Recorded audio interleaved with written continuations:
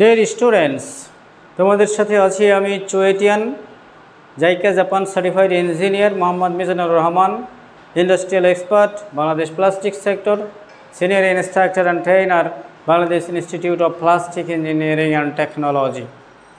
আজকে একাদশ শ্রেণীর পদার্থবিজ্ঞান প্রথম পত্রের দ্বিতীয় অধ্যায় ভেক্টর নিয়ে আলোচনা শুরু করব।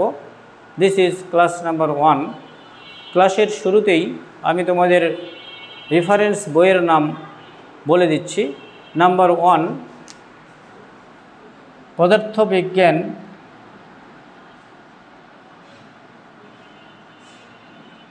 প্রথম পত্র, doctor Amir Hossain Khan.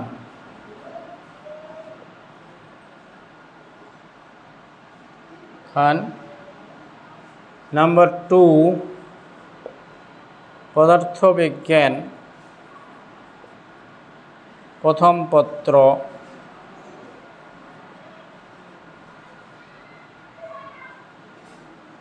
Doctor Shahjahan Tapan.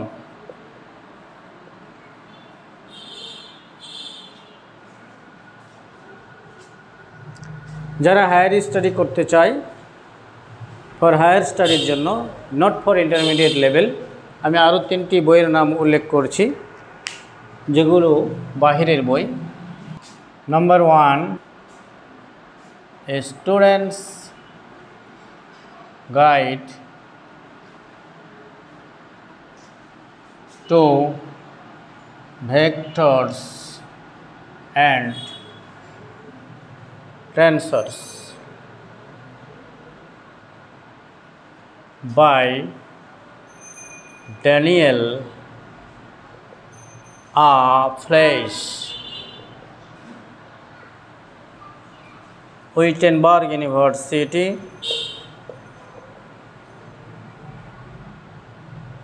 USA.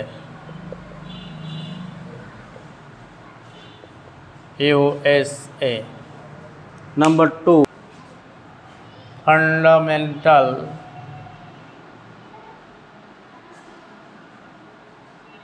of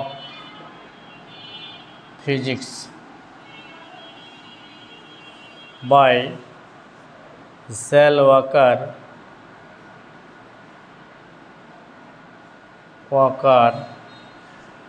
David Halliday,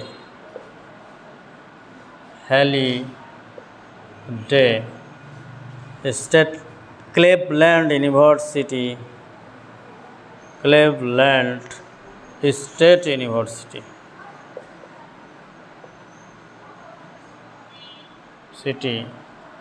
USA. An Introduction to Mechanics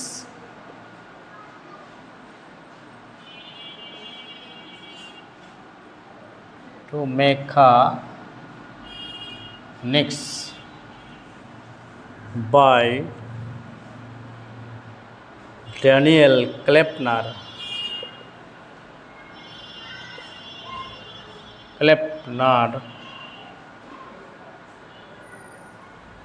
Robert J. Kolenko,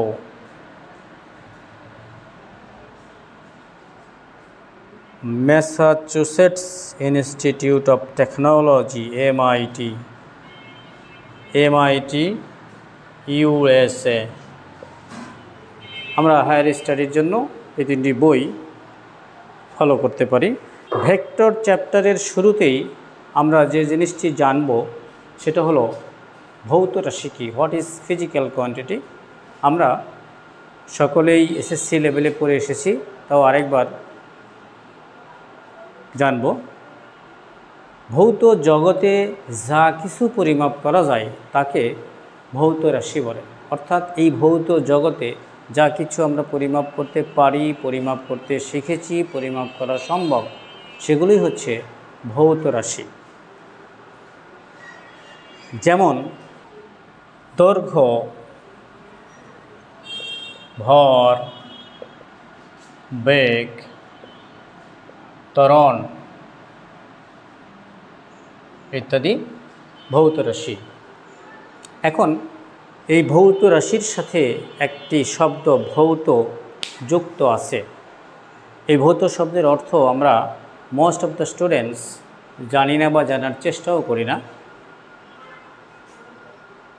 তো তাই এই ভৌত শব্দের অর্থ আমরা জানার চেষ্টা করব। আমরা এই জগতে বাস করি, আমাদের চারপাশে যা কিছু আছে তাই মিলে এই জগৎ। জগৎকে দুই ভাগে ভাগ করা হয়। নাম্বার 1 ভৌত জগৎ, নাম্বার 2 জীবজগৎ।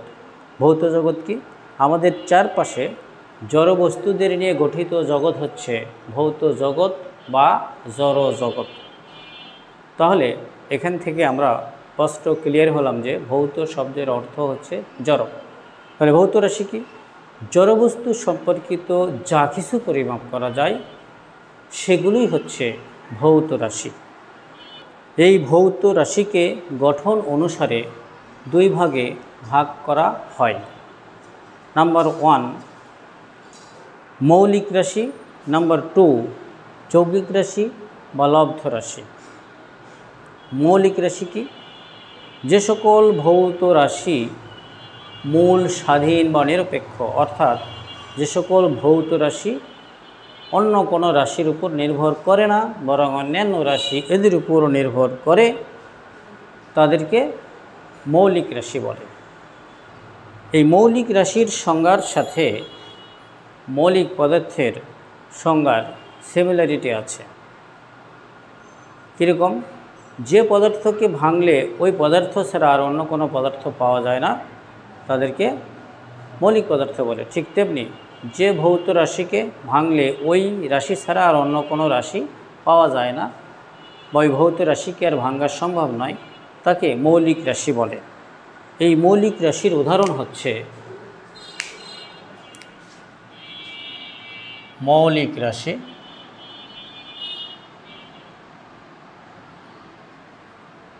যেমন দৈর্ঘ্য,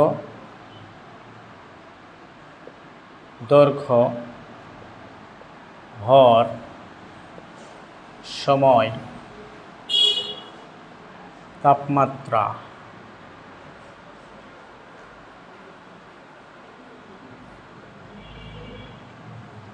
ইত্যাদি।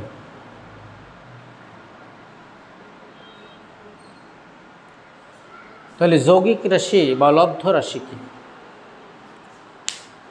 যে সকল ভৌত রাশি মৌলিক রাশি থেকে লাভ করা যায়, অর্থাৎ যে সকল ভৌত রাশিকে একাধিক মৌলিক রাশির গুণফল বা ভাগফল থেকে প্রতিপাদন করা যায়, তাদেরকে যৌগিক রাশি বা লব্ধ রাশি বলে।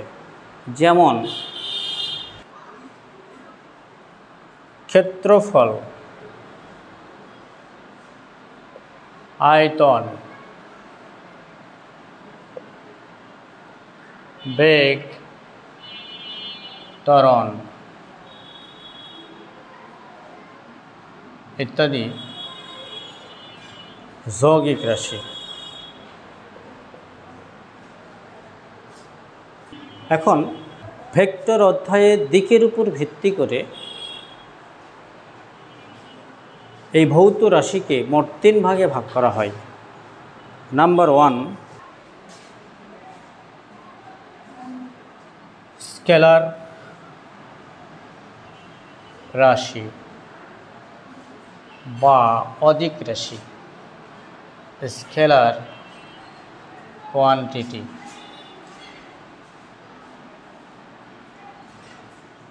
নাম্বার 2 ভেক্টর রাশি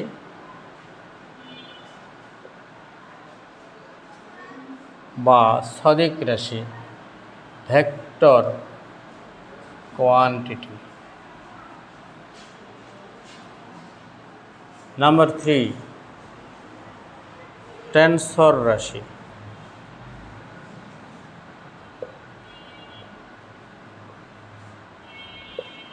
টেনসর কোয়ান্টিটি।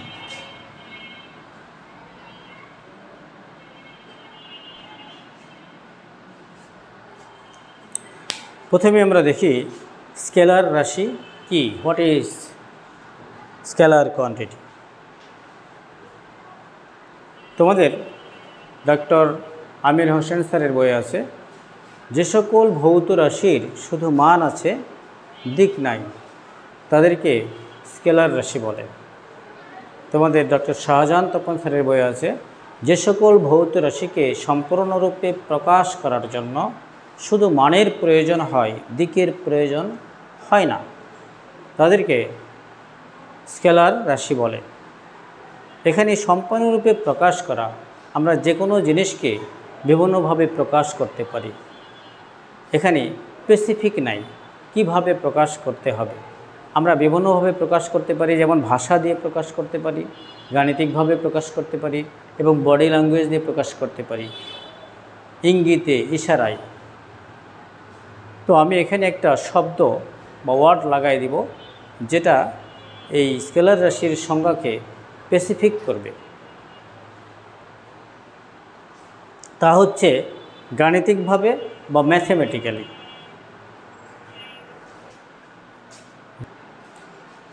যে সকল ভৌত রাশিকে গাণিতিকভাবে প্রকাশ করার জন্য শুধু মানের প্রয়োজন হয়, দিকের প্রয়োজন হয় না, তাদেরকে স্কেলার রাশি বলে। যেমন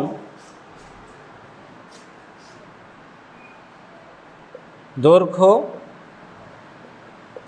ভর, সময়, তাপমাত্রা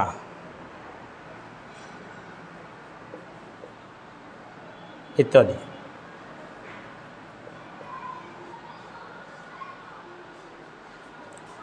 স্কেলার রাশিকে প্রকাশ করার জন্য শুধুমাত্র একটি সংখ্যা লাগে, একটি গাণিতিক চিহ্ন প্লাস বা মাইনাস লাগে এবং একটি একক লাগে। Two represent a scalar quantity just need a single number with a mathematical sign and a unit. দেখি আমরা, যেমন দৈর্ঘ্য, সাপোজ 10 মিটার। এখানে দৈর্ঘ্যকে প্রকাশ করার জন্য একটি সংখ্যা লাগছে, একটি একক লাগছে এবং বামে একটি গাণিতিক চিহ্ন প্লাস আছে।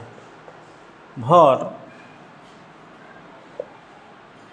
সাপোজ ধরলাম 10 কেজি। এখানে জাস্ট একটি সংখ্যা লাগছে, জাস্ট সিঙ্গেল নাম্বার, একটি একক এবং একটি গাণিতিক চিহ্ন প্লাস আর মাইনাস, এখানে প্লাস চিহ্ন আছে। তাপমাত্রা, সাপোজ ধরলাম -30 ডিগ্রি সেন্টিগ্রেড। এখানে তাপমাত্রাকে প্রকাশ করার জন্য জাস্ট একটি সংখ্যা লাগছে, একটি একক লাগছে এবং একটি গাণিতিক চিহ্ন মাইনাস চিহ্ন লাগছে। সুতরাং স্কেলার রাশিকে প্রকাশ করার জন্য একটি সংখ্যা লাগে, একটি একক লাগে এবং একটি গাণিতিক চিহ্ন প্লাস বা মাইনাস লাগে। এখন এই স্কেলার রাশি যখন বিভিন্ন মাত্রার স্থানে থাকে, একমাত্রিক স্থানে যখন থাকে, দ্বিমাত্রিক স্থানে যখন থাকে, ত্রিমাত্রিক স্থানে যখন থাকে, তখন একটি স্কেলার রাশি কোয়ান্টিটি বা রাশিকে প্রকাশ করার জন্য কয়টি সংখ্যা লাগে তা আমরা গাণিতিকভাবে প্রতিপাদন করব ফর্মুলার সাহায্যে। আমরা জানি স্কেলার রাশিকে প্রকাশ করতে একটি মাত্রই সংখ্যা লাগে, সেটি আমরা ফর্মুলার সাহায্যে ক্যালকুলেট করে দেখি।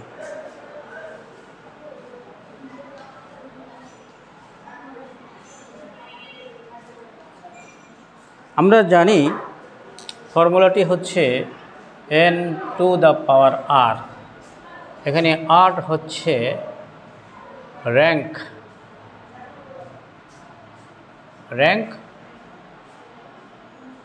or order, র্যাঙ্ক হচ্ছে ভৌত রাশির দিকের সংখ্যা, নাম্বার অফ ডাইরেকশনস। আমরা স্কেলার রাশিতে মান আছে, দিক নাই, নাম্বার অফ ডাইরেকশনস 0। সুতরাং স্কেলার রাশির ক্ষেত্রে r = 0। তাহলে স্কেলার রাশি যখন একমাত্রিক স্থানে অবস্থান করে তখন n = 1। স্কেলার রাশিকে প্রকাশ করতে সংখ্যা লাগবে n⁻r সমান একমাত্রিক স্থানে n = 1, 1⁻0 = 1। আমরা ম্যাথমেটিক্সে জেনেছি a⁻0 = 1 সূচক এবং লগারিদম চ্যাপ্টারে। যখন স্কেলার রাশিটি দ্বিমাত্রিক স্থানে অবস্থান করে তখন n = 2। তখন স্কেলার রাশিকে প্রকাশ করতে সংখ্যা লাগবে n⁻r সমান 2⁻0 = 1। যখন স্কেলার রাশিটি ত্রিমাত্রিক স্থানে অবস্থান করবে তখন n = 3। তখন স্কেলার রাশিকে প্রকাশ করতে সংখ্যা লাগবে সমান n⁻r সমান 3⁻0 = 1। অর্থাৎ স্কেলার রাশিকে প্রকাশ করার জন্য অলওয়েজ একটি মাত্র সংখ্যাই লাগছে। এখন আমরা দেখি ভেক্টর রাশি কি, হোয়াট ইজ ভেক্টর কোয়ান্টিটি। তোমাদের ডক্টর আমির হোসেন স্যারের বইয়ে আছে, যে সকল ভৌত রাশির মান এবং দিক উভয়ই আছে তাদেরকে ভেক্টর রাশি বলে। আর ডক্টর শাহজাহান তোপন স্যারের বই আছে, যে সকল ভৌত রাশিকে সম্পূর্ণরূপে প্রকাশ করার জন্য মান এবং দিক উভয়ের প্রয়োজন হয় তাদেরকে ভেক্টর রাশি বলে। তো আমি জাস্ট পূর্বের মতোই একটি ওয়ার্ড গাণিতিকভাবে ম্যাথমেটিক্যালি শব্দটি লাগাই দেব এই সংজ্ঞাটাকে মোর স্পেসিফিক করার জন্য। যে সকল ভৌত রাশিকে গাণিতিকভাবে প্রকাশ করার জন্য মান এবং দিক উভয়ের প্রয়োজন হয় তাদেরকে ভেক্টর রাশি বলে। যেমন সরণ, বেগ, ত্বরণ, বল, ওজন ইত্যাদি।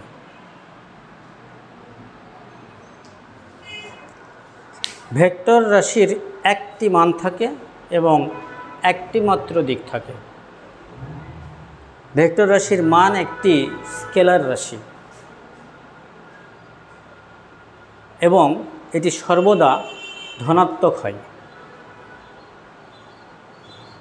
এখন একটি ভেক্টর রাশিকে প্রকাশ করতে কয়টি সংখ্যা লাগে? যখন একমাত্রিক স্থানে থাকে, দ্বিমাত্রিক স্থানে থাকে, ত্রিমাত্রিক স্থানে থাকে, তখন আমরা পূর্বের ফর্মুলা দিয়ে ক্যালকুলেট করতে পারি।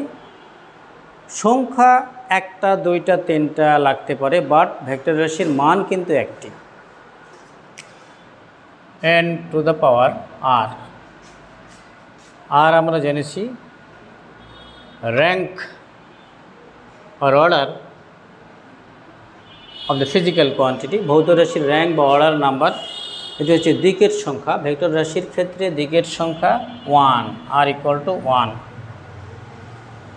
আর এর হচ্ছে নাম্বার অফ ডাইমেনশনস, মাত্রার সংখ্যা। যখন একটি ভেক্টর রাশি একমাত্রিক স্থানে অবস্থান করে অর্থাৎ n = 1, তখন ভেক্টর রাশিটিকে প্রকাশ করতে সংখ্যা লাগবে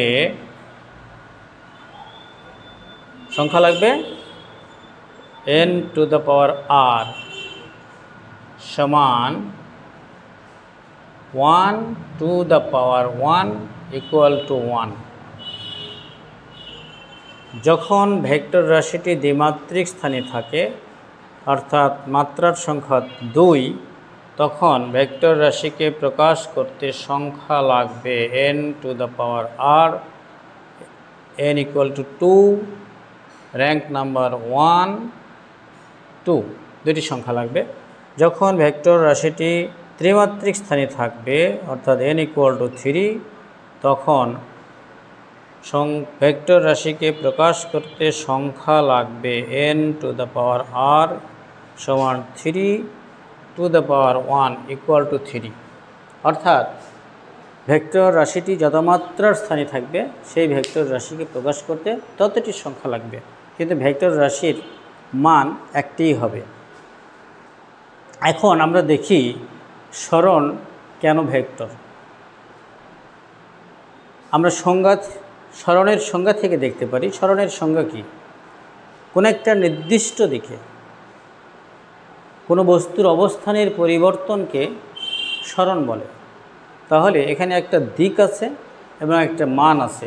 যার একটি দিক আছে, যার একটি মান আছে, ভেক্টর রাশির সংজ্ঞানুসারে এটি একটি ভেক্টর রাশি। বেগ কেন ভেক্টর রাশি, ত্বরণ কেন ভেক্টর রাশি, এগুলো আমরা ব্যাখ্যা করতে পারি। এই ব্যাখ্যার আগে আমাদেরকে একটু আমরা সংজ্ঞা থেকেও ব্যাখ্যা করতে পারি, আবার ভেঙে অ্যানালাইসিস করেও ব্যাখ্যা করতে পারি। ভেঙে অ্যানালাইসিস করে ব্যাখ্যা করার আগে আমাদের যে জিনিসটা জানতে হবে সেটা একটু জানি। এটা আমরা ভেক্টরের মাল্টিপ্লিকেশনের সময় ডিটেলস আলোচনা করব, বাট আমরা শর্টলি নোট আকারে আমরা এইটুকু একটু দেখে নিই। গুণের ক্ষেত্রে নাম্বার 1, স্কেলার রাশিকে স্কেলার রাশি দিয়ে গুণ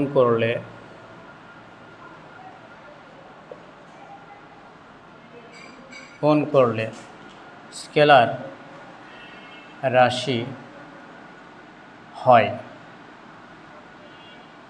কেন? স্কেলার রাশি তো একটি মান, একটি নাম্বার, একটি মান, একটি নাম্বার। তো মানকে মান দ্বারা গুণ করলে গুণফল তো মানই হবে, সুতরাং একটি স্কেলার রাশি। নাম্বার 2, একটি ভেক্টর রাশিকে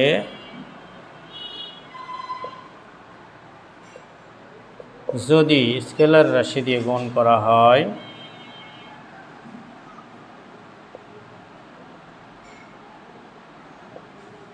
হয় তাহলে হবে ভেক্টর রাশি।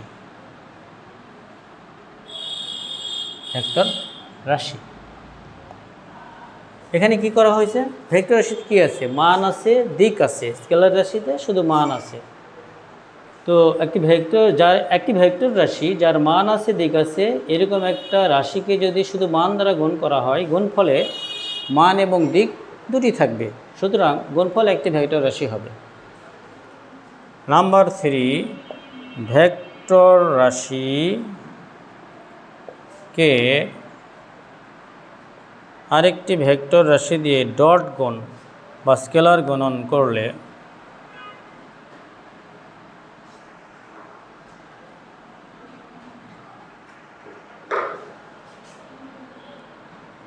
একটি ভেক্টর রাশিকে আরেকটি ভেক্টর রাশি দিয়ে ডট গুণন বা স্কেলার গুণন করলে এটি হবে, গুণফল হবে স্কেলার রাশি।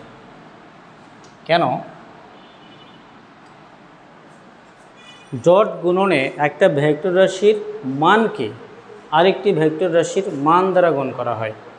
এখানে দিককে গুণ করা হয় না, দিক থাকে না, তাই মান গুণন মান একটি মান, সুতরাং এটি একটি স্কেলার রাশি। নাম্বার 4, ভেক্টর রাশিকে আরেকটি ভেক্টর রাশি দিয়ে ক্রস গুণন করলে, দিস ইজ ক্রস গুণন,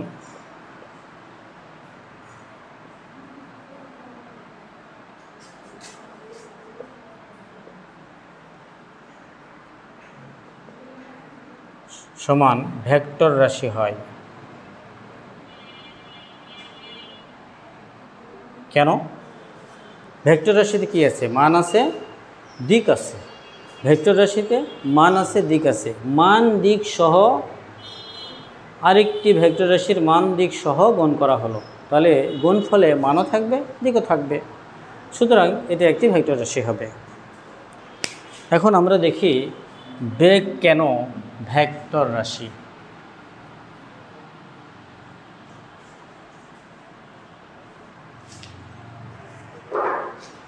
বেগ, বেগের সংজ্ঞা থেকে তো আমরা বলতেই পারি বেগ একটি ভেক্টর রাশি। সরণের হারকে বেগ বলে। সরণে কি আছে? দিক আছে। সুতরাং এটি একটি ভেক্টর রাশি। আমরা যদি অ্যানালাইসিস করে বলি, আমরা ভেঙে দিই, সরণ ভাগ সময়। সরণ কি? সরণকে আমি লিখলাম এভাবে, সরণ গুণন 1 সময়। সরণ একটি ভেক্টর রাশি। আমরা কিছুক্ষণ আগে এটা আলোচনা করলাম। ভেক্টর রাশি। সময় একটি স্কেলার রাশি। 1 সময় ও স্কেলার রাশি। স্কেলার রাশি। ভেক্টর রাশিতে কি আছে? দিক আছে, মান আছে। স্কেলার রাশিতে মান আছে। এখন এই মান দিয়ে দিক এবং মান আছে এইরকম একটা রাশিকে গুণ করলে গুণফলে মান এবং দিক দুটোই থাকবে। মানও থাকবে, দিকও থাকবে। সুতরাং গুণফল একটি ভেক্টর রাশি হবে। এইভাবে আমরা প্রতিটি অ্যানালাইসিস করতে পারি। এখন আমরা দেখি টেনসর রাশি কি। What is tensor quantity? যে সকল ভৌত রাশিকে গাণিতিকভাবে প্রকাশ করার জন্য অনেক মান এবং অনেক দিকের প্রয়োজন হয়, multiple magnitudes and multiple directions, তাদেরকে টেনসর রাশি বলে। অথবা আমরা এইভাবে বলতে পারি, যে সকল ভৌত রাশির বিভিন্ন মান আছে এবং বিভিন্ন দিক আছে, কিন্তু ভেক্টর যোগের সূত্র মেনে চলে না, বরং যোগের ক্ষেত্রে সাধারণ বীজগণিতের নিয়ম মেনে চলে, তাদেরকে টেনসর রাশি বলে। যেমন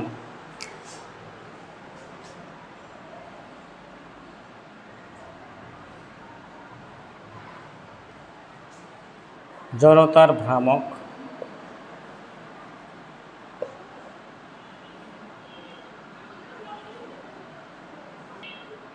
পীড়ন, স্ট্রেস,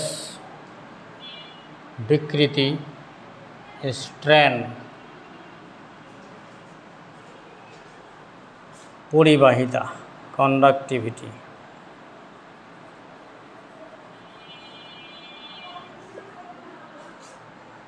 তড়িৎ চৌম্বকত্ব, ইলেকট্রোম্যাগনেটিজম, এগুলো হচ্ছে টেনসর রাশির উদাহরণ। এখন জড়তার ভ্রামক কেন টেনসর রাশি একটু আমরা দেখি। জড়তার ভ্রামককে আমরা যখন ক্যালকুলেট করি, এখানে একটা বস্তু সাপেক্ষে ঘুরছে, একটি বস্তু ওয়াই অক্ষকে কেন্দ্র করে যদি ঘোরে, তাহলে M1 কোণার জড়তার ভ্রামক হবে I1 equal to M1 R1 square, I2 equal to M2 R2 square, M3 কোণার জড়তার ভ্রামক হবে M3 R3 স্কয়ার, এবং কোণার জড়তার ভ্রামক হবে M4 R4 স্কয়ার। এগুলো আমরা পরে শিখব, বাট জাস্ট এখন আমরা দেখি এই ফর্মুলা অনুসারে মান কম বেশি হচ্ছে কিনা। মান বিভিন্ন জায়গায় বিভিন্ন রকম, দূরত্ব ডিফারেন্স বিভিন্ন জায়গায় বিভিন্ন রকম, এবং কোণার ভরগুলো যদি ভিন্ন ভিন্ন হয় তাহলে মানও ভিন্ন হবে, দূরত্বের কারণেও মান ভিন্ন হবে। তাহলে ওয়াই অক্ষ সাপেক্ষে জড়তার ভ্রামক বিভিন্ন পয়েন্টে বিভিন্ন, এবং এর দিকও ভিন্ন ভিন্ন হবে, ফলে এটি একটি টেনসর রাশি। একটি টেনসর রাশিকে প্রকাশ করার জন্য কয়টি সংখ্যা লাগে আমরা পূর্বের আলোচিত ফর্মুলা থেকে দেখাতে পারি। n to the power r। r হচ্ছে টেনসর রাশির র্যাঙ্ক বা অর্ডার নাম্বার। টেনসর রাশির ক্ষেত্রে number of directions more than one, ধরলাম 2, তাহলে যখন টেনসর রাশিটি ত্রিমাত্রিক স্থানে থাকবে n = 3 যদি হয়, তাহলে ত্রিমাত্রার স্থানে টেনসর রাশিকে প্রকাশ করতে সংখ্যা লাগবে 3^2, 9টি সংখ্যা লাগবে। এখন আমরা চাপ, প্রেশার নিয়ে আলোচনা করব। প্রেশার কখনো কখনো স্কেলার রাশি হচ্ছে, কখনো কখনো টেনসর রাশি হচ্ছে। কিভাবে আমরা একটু দেখি। যখন ধরলাম এটি একটি হাইড্রোলিক সিলিন্ডার, এখানে বল প্রয়োগ করা হলো, ভেতরে হাইড্রোলিক অয়েল আছে, হাইড্রোলিক অয়েল, এই বলের কারণে প্রেশার তৈরি হবে E = F/A, এটা হলো F, প্রেশার তৈরি হবে। প্রেশার হাইড্রোলিক সিলিন্ডারের ওয়ালে প্রযুক্ত হবে বিভিন্ন ডিরেকশানে।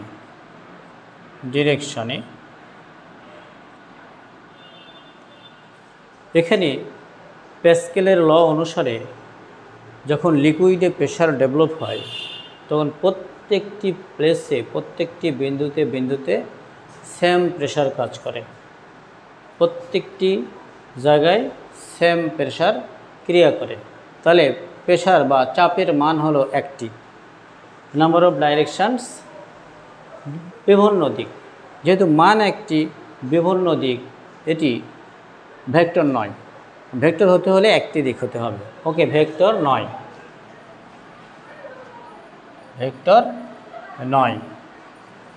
আমরা টেনসর রাশিতে কি পড়লাম? মান হতে হবে বিভিন্ন, অনেক মান, এবং বিভিন্ন দিক হতে হবে। যেহেতু মান বিভিন্ন নয়, কাজেই এটি টেনসর রাশি, টেনসর নয়। তাহলে মান হলো একটি, দিক চারিদিকে কাজ করছে, 360 ডিগ্রিতে দিক আছে, সব দিকে দিক। এখন চারিদিকে যদি দিক থাকে, এই দিক প্রকাশ করার কোনো দরকার হয়? শুধু মানটি বললেই হয়ে যায়, প্রেশার কত, চাপ কত, এত, কাজ করছে চারিদিকে 360 ডিগ্রিতে। সো এই ক্ষেত্রে এটি স্কেলার রাশি।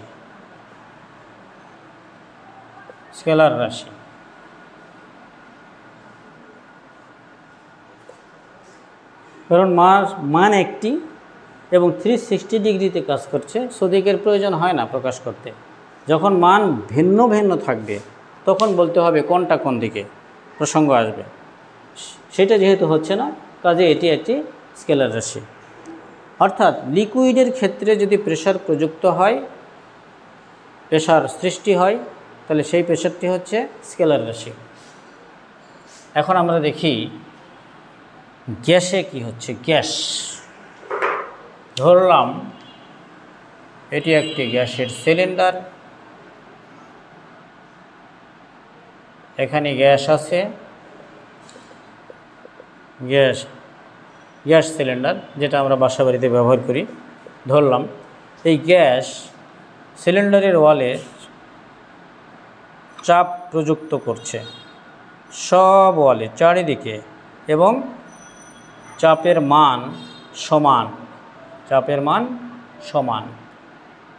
যেহেতু চাপের মান একটি, দিক বিভিন্ন দিক, সো ভেক্টর রাশি নয়। ভেক্টর রাশি হতে মান একটি হতে হবে, দিক একটি হতে হবে, নয়। টেনসর রাশিতে মান অনেক হতে হবে, বিভিন্ন মান হতে হবে, বিভিন্ন দিক আছে কিন্তু বিভিন্ন মান নেই, কাজেই টেনসর রাশি নয়।